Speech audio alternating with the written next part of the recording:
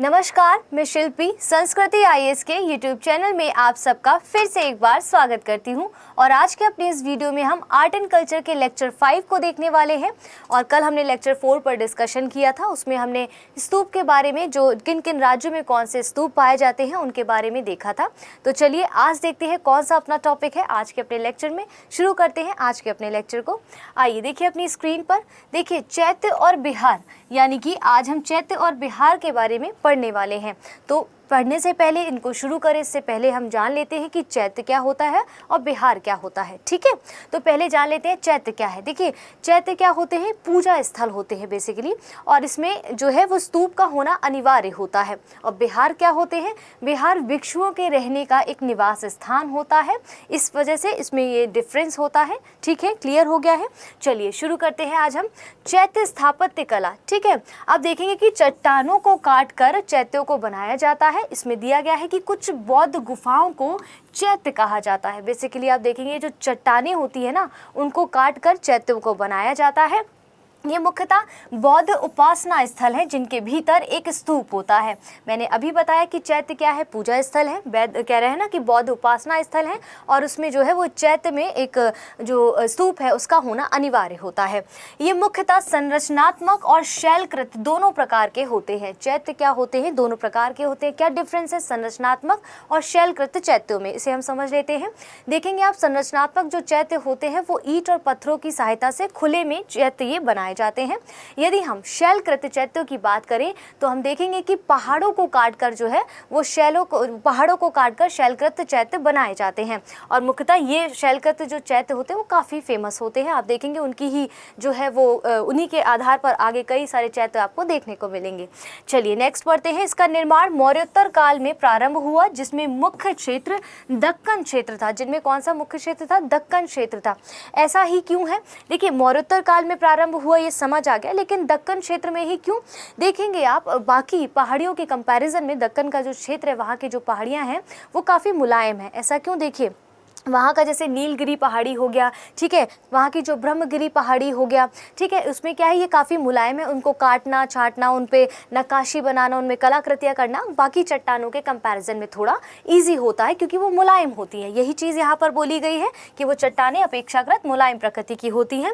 हीनयान महायान दोनों मतों के अनुयायियों ने चैत्यों का निर्माण कराया। ऐसा बोला गया था कि हीनयान, आरंभ में देखेंगे जो चैत्यों का निर्माण हुआ था वो हीनयानों के द्वारा ही किया गया था। बौद्ध के दो संप्रदाय हैं, बौद्ध धर्म में दो संप्रदाय हैं, इसमें एक हीनयान है, एक महायान है। तो कह रहे हैं हीनयान और महायान दोनों मतों के अनुयायियों ने चैत्यों का निर्माण कराया। आइए अब हम देख लेते हैं कि इनमें डिफरेंस क्या है। हीनयानी जो यहाँ पर चैत्य ग्रह है, इसके बाद देखेंगे महायानी चैत्य ग्रह में क्या अंतर क्या होता है जो एक दूसरे से भिन्न है। चलिए देखते हैं।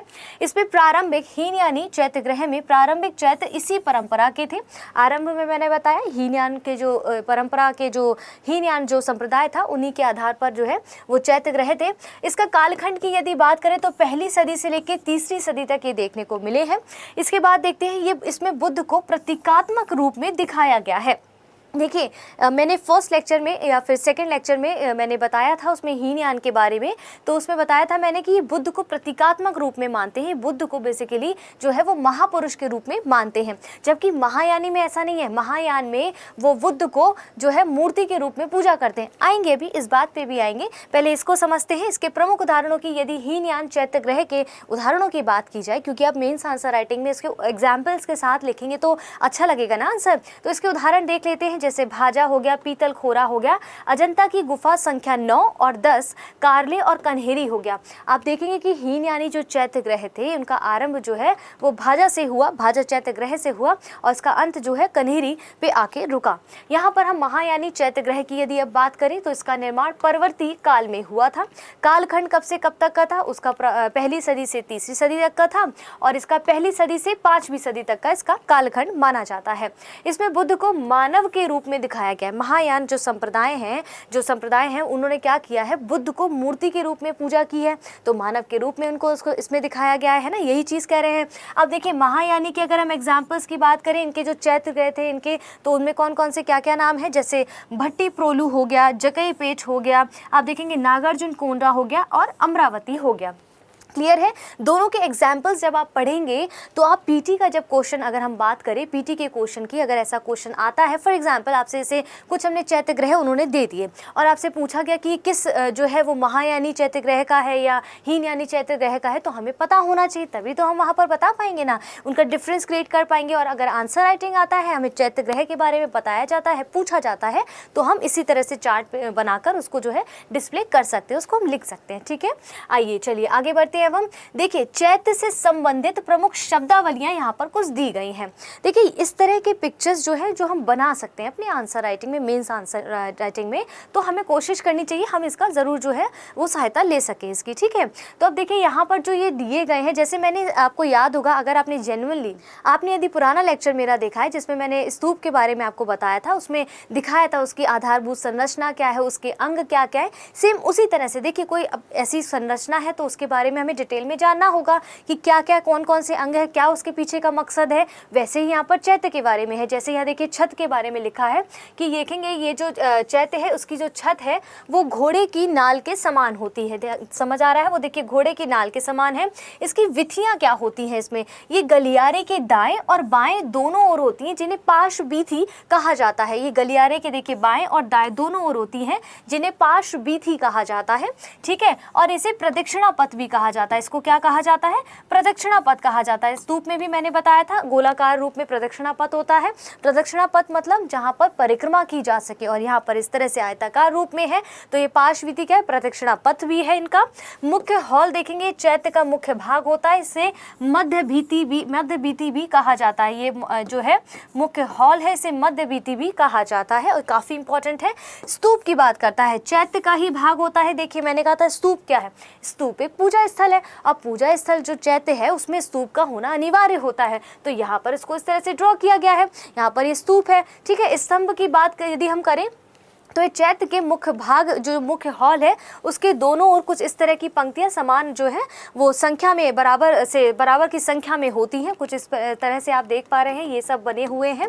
इसके बाद बात करते हैं तोरण द्वार की। देखिए ऐसे ही स्तूप में तोरण द्वार काफ़ी इंपॉर्टेंट था, यहाँ पर चैत्य में भी है। ये हॉल का बाहरी भाग होता है। तोरण क्या, मेन गेट की बात कर रहा है। समानता इसमें 3 प्रवेश द्वार होते हैं, देख सकते हैं इसमें 3 प्रवेश द्वार होते हैं। तोरण द्वार क्या है, ये 3 प्रवेश द्वार होते हैं इस चैत्य में प्रवेश करने के लिए। आगे हम पिक्चर्स को और देखेंगे तो और बेहतर समझेंगे। ये एक मोटा मोटा एक रफ में आप समझ सकते हैं इसको, क्योंकि देखिए ये सब चीज़ें बनाने से क्या होगा, आप बेहतर आंसर करेंगे तो बेहतर उत्तर जो लिखेंगे उसमें बेहतर आपको जो है नंबर मिलेंगे, है ना।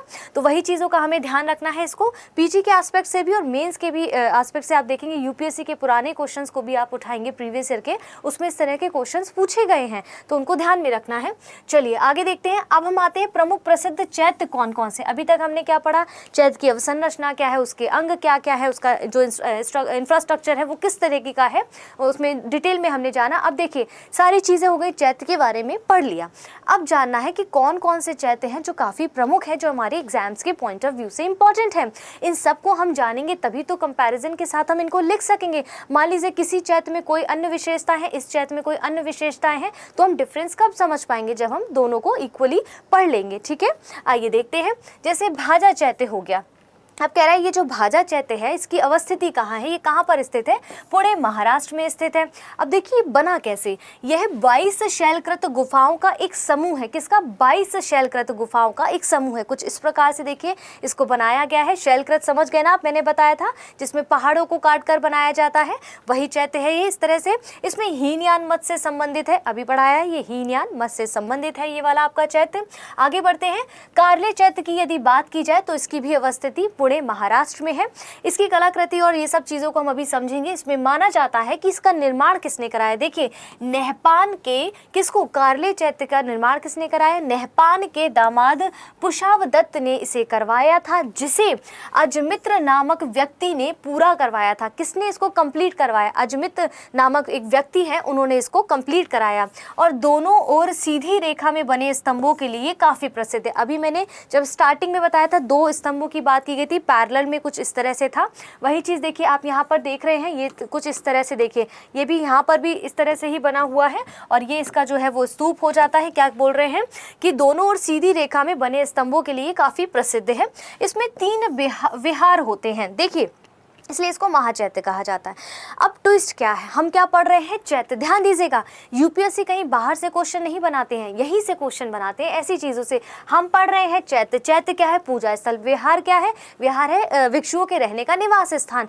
अब ट्विस्ट कहाँ पर आया है, इसमें कह रहे हैं कि कार्ले चैत्य में 3 विहार भी होते हैं, इसीलिए से महाचैत्य कहा जाता है। हो सकता है मेंस में कुछ इस तरह का क्वेश्चन क्रिएट कर दे आपसे कि भाई ऐसा, या फिर पीटी की अगर हम बात करें तो कोई ऐसा कौन सा जो चैत्य है और नाम दे दे 2-3 जिसमें बताया जाए कि विहार भी उसमें बने हुए हैं।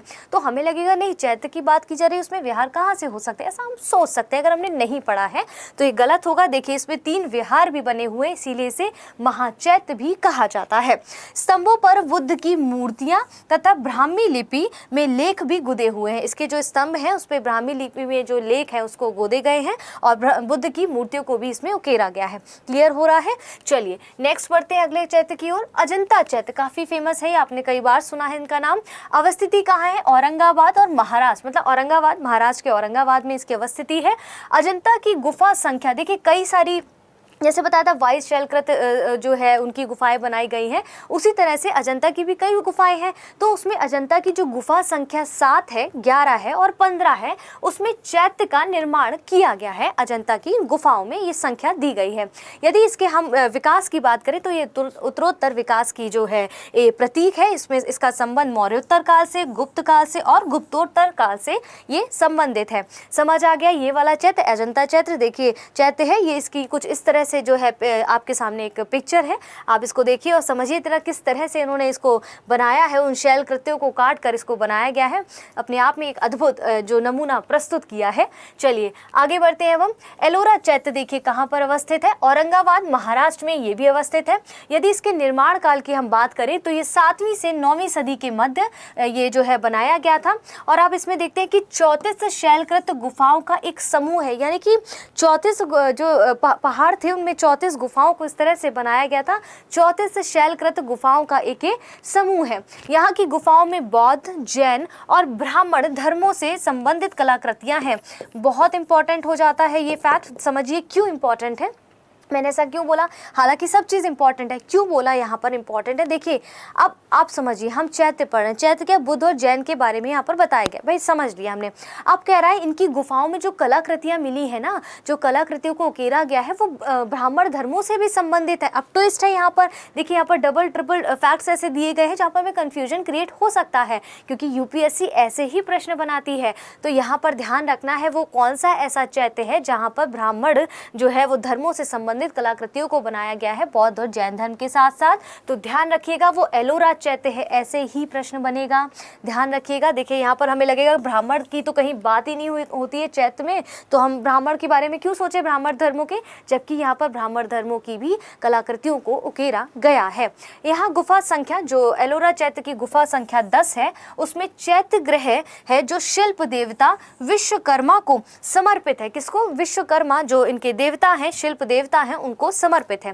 क्लियर हो गया है। चलिए आगे देखते हैं तैर चैत्य के बाद। तैर चैत्य क्या है, इसकी अवस्थिति का है, महाराष्ट्र के तैर में है, इसीलिए इसका नाम देख रहे हैं तैर चैत्य है। ये सातवाहन कालीन है। अभी तक आपने मौर्योत्तर काल, गुप्तोत्तर काल, गुप्त काल के जितने भी चैत्य हैं उनके बारे में देखा जो एग्जाम्स के पॉइंट ऑफ व्यू से इंपॉर्टेंट थे। वहां आप देखते हैं कि ये अब तैर चैत्य क्या है, ये सातवाहन कालीन एक चैत्य है। इसके पूरी तरह से इसको कैसे बनाया गया है, ईंटों से निर्मित किया गया है। देखिए ईंटों से निर्मित, आप समझ पा रहे हैं, संरचनात्मक की बात कर रहा है। ईंटों से निर्मित है जिसके ऊपर चूने का प्लास्टर किया गया है, जिसके ऊपर आप देखेंगे चूने का इसमें प्लास्टर किया गया है। इसमें सभा भवन मंडप जैसा है तथा छत बैलगाड़ी की छाजन जैसी। छत देखेंगे जैसे बैलगाड़ी की जो छत होती है ना, इस तरह से बनी हुई होती है, उसी तरह से कह रहे हैं इसकी छत जो है वो बैलगाड़ी के छाजन जैसी है। और इसके बाद इसमें हिंदू मंदिर में परिवर्तित कर दिया गया था। इसको क्या हुआ था, बाद में हिंदू मंदिर में परिवर्तित कर दिया गया था। ये सब चीज़ें देखिए याद रखिए, इंपॉर्टेंट है। किसमें बनाया गया था, तैर चैत्य में ऐसा किया गया था कि इसको बाद में परिवर्तित किसमें, हिंदू मंदिर में कर दिया गया था। जो भगवान त्रिविक्रम जो भगवान त्रिविक्रम थे उनके नाम से इसको समर्पित कर दिया गया था। उसमें इस तरह से चीज़ें यहाँ पर इंपॉर्टेंट है। देखिए जहाँ जहाँ पर आपको लगे कि ये हमें लगता है कुछ ट्विस्ट है, कुछ डिफरेंट है, हम पढ़ ये रहे हैं, उससे कुछ इतर इसमें एड ऑन हो गया किसी चीज़ में, उस पर हमें ज़्यादा से ज़्यादा फोकस करना होता है, क्योंकि वहाँ से प्रश्न बनने की संभावनाएं ज़्यादा बढ़ जाती होती हैं। ठीक है, समझ आ गया ये आपको। चलिए अब हम आगे बढ़ते हैं। कौन सा चैत्य है अगला हमारा? नासिक चैत्य। इसकी अवस्थिति कहाँ है? महाराष्ट्र के नासिक में है। ठीक है, निर्माण देखते हैं कि भद्रपालक ने ईसा पूर्व पहली सदी में इसको बनवाया। किसको? नासिक चैत्य को। ठीक है, इसका मुख्य जो मंडप है वो 2 मंजिला है, जो वास्तुकला का एक सुंदर उदाहरण प्रस्तुत करता है। आप समझिए, शैलकृत को पहाड़ों को काटकर इस तरह से बनाया गया कि 2 मंजिला है ये, तो ये आर्किटेक्चर का एक खूबसूरत नमूना हमारे समक्ष प्रस्तुत करता है। इसे पांडुलेड और या फिर पांडव लेनी भी कहा जाता है। किसको? नासिक चैत्य को इन दोनों नामों से भी जाना जाता है। यहाँ तक क्लियर हो गया है सारी चीज़ें। देखिए ये सब चीज़ें जो है अगर आप चाहें तो इसका नोट डाउन कर सकते हैं। देखिए कुछ बच्चों की डिमांड रहती है कि मैम PDF प्रोवाइड कराइए। देखिए आप इसको इस तरह से समझिए और जेन्युइनली अपने आप से पूछिए कि आप PDF प्रोवाइड कराने के बाद आप जेन्युइनली इसको स्टोरेज के बाद लिखते भी हैं या सिर्फ वो स्टोरेज ही होता रहता है? खुद से पूछिएगा ज़रा। यदि आप वीडियो को देख रहे हैं और तुरंत अगर चीज़ों को लिखेंगे तो क्या होगा, हम उसको याद कर पाएंगे। वरना क्या होता है, PDF का कलेक्शन होता रहेगा और अंत में हम उसको पढ़ नहीं पाएंगे, है ना। तो अगर बहुत ज़्यादा नीड लगेगी तो हम बिना कहे आपके PDF प्रोवाइड करा देंगे। लेकिन कोशिश करिए कि जैसे वीडियो आया है आप पॉज कर करके उसे लिखिए, थोड़ी मेहनत करिए। PDF में मिलेगा, आप पढ़ के क्या करेंगे, उसको साइड कर देंगे, हो सकता है ना भी पढ़े क्योंकि उसका कलेक्शन बढ़ता चला जाएगा, है ना। तो इसको इस तरह से पढ़ते हैं। चलिए इसको और इंटरेस्टिंग बनाएंगे।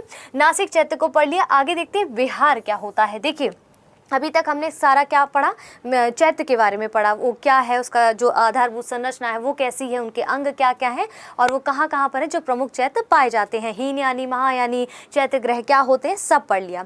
अब पढ़ते हैं विहार क्या होते हैं। ये भी तो भाई पढ़ना जरूरी क्योंकि कंपैरिजन के साथ आपसे पूछा जा सकता है, दोनों में डिफरेंस पता होना चाहिए। विहार शब्द हिंदू आजीवक तथा जैन साहित्य में मिलता है। क्लियर है, यह भिक्षुओं के लिए निर्मित निवास स्थान है। मैंने बताया था भिक्षुओं के रहने योग्य ये निवास स्थान होता है। आरंभ में इसका प्रयोग क्यों बनाए गए थे भाई, शुरुआत में इनको क्यों बनाया गया था? देखिए भिक्षुओं के लिए बनाया गया था कि जो वर्षा ऋतु में ठहरने के लिए इसको बनाया गया था कि भाई वर्षा ऋतु में जो भिक्षुक है वो कहाँ जाएंगे, तो उनके लिए एक जो है वो निवास स्थान के रूप में विहार को बना दिया गया। विहार का से क्या समझ आता है, विहार निवास स्थान, रहने योग्य एक निवास स्थान की बात कर रहा है। ठीक है, वर्षा ऋतु में ठहरने योग्य इसको बनाया गया, लेकिन बाद में देखते हैं ये मठ में परिवर्तित हो गए थे। धीरे धीरे समय के बाद ये मठ में परिवर्तित हो गए और फिर उसके बाद देखेंगे कि उच्च शिक्षा के लिए महत्वपूर्ण केंद्र भी बन गए थे बाद में। कुछ इस तरह के पिक्चर्स हैं, आप देख सकते हैं इसको। तो जो है ये बाद में जो हायर एजुकेशन के लिए इसको महत्वपूर्ण केंद्र के रूप में परिवर्तित कर दिया गया था। क्लियर हो गया है। चलिए आज के अपने जो है प्रश्न को देखते हैं। प्रीवियस ईयर में कौन सा प्रश्न पूछा गया, सारी चीज़ें पढ़ ली, समझ लिया कौन सा क्या होता है, चैत्य क्या होता है, बिहार क्या होता है, मोटा मोटा चीज़ें जान ली है। अब समझते हैं कि प्रश्न कैसे जनरेट होता है, प्रश्न की प्रकृति क्या होती है। चलिए देखते हैं। कुछ शैलकृत बौद्ध गुफाओं को चैत्य कहते हैं। क्लियर है, जबकि अन्य को विहार कहते हैं। दोनों में क्या अंतर होता है, अभी मैंने ये बताया। देखिए यूपीएससी का क्वेश्चन है, कहीं बाहर से नहीं आया है। इसी तरह के टॉपिक्स वो पढ़ के और इस तरह से क्वेश्चन आप सॉल्व कर सकते हैं। समझिए कैसे। देखिए चलिए यहाँ से पढ़ना शुरू करते हैं कि दोनों में कोई वस्तुपरक अंतर नहीं है। क्या दोनों में वाकई वस्तुपरक अंतर नहीं है? बिल्कुल अंतर है, तो इसको हम काट देते हैं। चैत्य गुफा के दूर के सिरे पर स्तूप होता है। समझिएगा जरा, चैत्य जो गुफा होती है उसके दूर सिरे पर स्तूप होता है, जबकि मैंने आपको क्या बताया था, वो उसके अंदर ही यहाँ पर स्तूप होता है, ऐसा बताया था ना। तो ये भी हमारा कथन यहाँ से तो पता चल रहा है गलत है। जबकि विहार जो है वो गुफा के पर अक्षीय कक्ष होता है, ये भी गलत हो जाता है। अब देखते हैं चैत्य पूजा स्थल होता है। ध्यान दीजिएगा, चैत्य क्या होता है? पूजा स्थल होता है। क्यों? क्योंकि देखेंगे आप उसमें स्तूप भी होता है। चैत्य पूजा स्थल होता है, जबकि विहार क्या होता है? बौद्ध भिक्षुओं का निवास स्थान होता है। क्लियर हो रहा है, अभी पढ़ाया है ना मैंने। तो ये क्या हुआ, इसका करेक्ट आंसर क्या होगा? ऑप्शन बी हो जाएगा। देखिए पहला गलत क्यों है? विहार पूजा स्थल होता है, जबकि ये देखिए ऑपोजिट है। ऐसे फैक्ट्स जो देखिए चैत्य को बता दिए गए कि बौद्ध भिक्षुओं का निवास स्थान होता है और इसमें जो विहार है वो है पूजा स्थल होता है। देखिए कैसे जो है वो दोनों जो कंटेंट है, जो लाइन है, उनको चेंज कर दिया गया। तो यहाँ पर हमें थोड़ा अवेयर रहना है। यदि हमने चीज़ों को बेहतर तरीके से समझा होगा, अंडरस्टैंड किया होगा, तो ऐसी गलतियों की संभावना थोड़ी कम हो जाएंगी। क्लियर हो रहा है सारी चीज़ें। देखिए इसी तरह से हम क्वेश्चंस की प्रैक्टिस करते रहेंगे तो जो टॉपिक हम पढ़ रहे हैं वो उसमें थोड़ा और पढ़ने में मज़ा आएगा। यदि आपको इससे संबंधित किसी प्रकार का कोई यूपीपीसीएस का स्पेसिफिकली अगर हम बात करें उसका भी प्रश्न मिलता है तो आप सॉल्व करके बताइएगा कि मैम देखिए इस तरह का क्वेश्चन आया था, हमने इसको सॉल्व किया और हम ईजिली उसको सॉल्व कर पाए इस टॉपिक से संबंधित जो प्रश्न होंगे। ठीक है, चलिए देखिए आज की जो वीडियो है हम इसको यहाँ पर समाप्त करते हैं, इतना कर लीजिए। देखिए बेबी स्टेप्स में अगर आगे बढ़ेंगे तो हम बेहतर चीज़ों को समझेंगे, हड़बड़ाना नहीं है, जल्दी जल्दी जीवन में किसी चीज़ के लिए नहीं भागना है, धीरे धीरे चलिए और चीज़ों को समझते रहिए ताकि आने वाले समय पे कोई गलती ना हो। फॉर एग्जाम्पल जैसे आप धीरे धीरे इन सब्जेक्ट्स को जो पढ़ते जाएंगे, इन टॉपिक्स को पढ़ते जाएंगे तो धीरे धीरे आपकी समझ भी डेवलप होती जाएगी। तो चलिए इसी के साथ आप सब लोग अपने स्वास्थ्य का विशेष ध्यान रखें, अपनी पढ़ाई को जमकर अच्छे से ऑनेस्टी के साथ करते रहें और जल्दी मैं आपसे अपने नेक्स्ट लेक्चर में मिलूंगी। धन्यवाद।